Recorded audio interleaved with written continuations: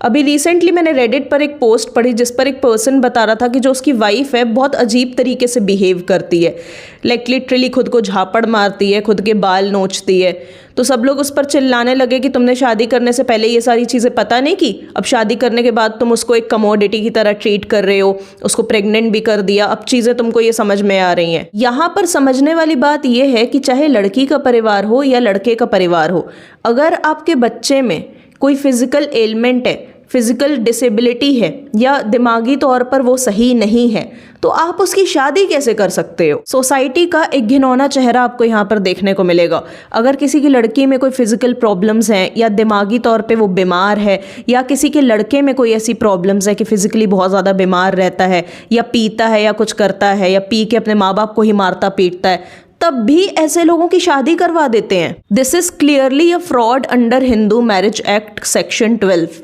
ये फ्रॉड है, ठीक है, और इसके बेसिस पे आपकी शादी कैंसिल हो सकती है। अगर ऐसे किसी पर्सन से जो कि फिजिकली फिट नहीं है, मेंटली फिट नहीं है, अगर ऐसे पर्सन से किसी सही इंसान की शादी हो जाए, यानी किसी फिजिकली फिट इंसान की शादी हो जाए, तो उसकी पूरी लाइफ चौपट हो जाती है, उसके परिवार की पूरी लाइफ खराब हो जाती है। और ऐसे लोगों की क्यों शादी कर रहे हो? इनका ठीक होना जरूरी है ना। अगर कोई पीता है तो उसको रिहैब में लेके जाओ, ना कि शादी के मंडप में यार।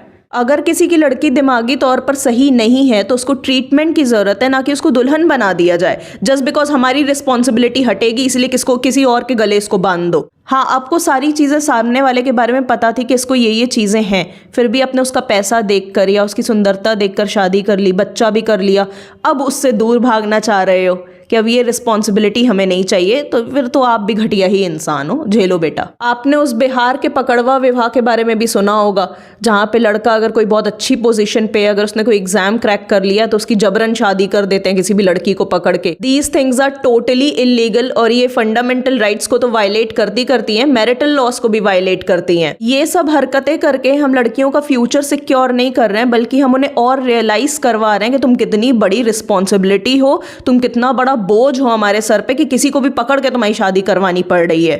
और ऐसे केसेस में उन लोगों का ओपिनियन बिल्कुल अच्छा नहीं लगता है जो लोग बोलते हैं अब तो हो गई है, निभा लो, निभानी पड़ेगी।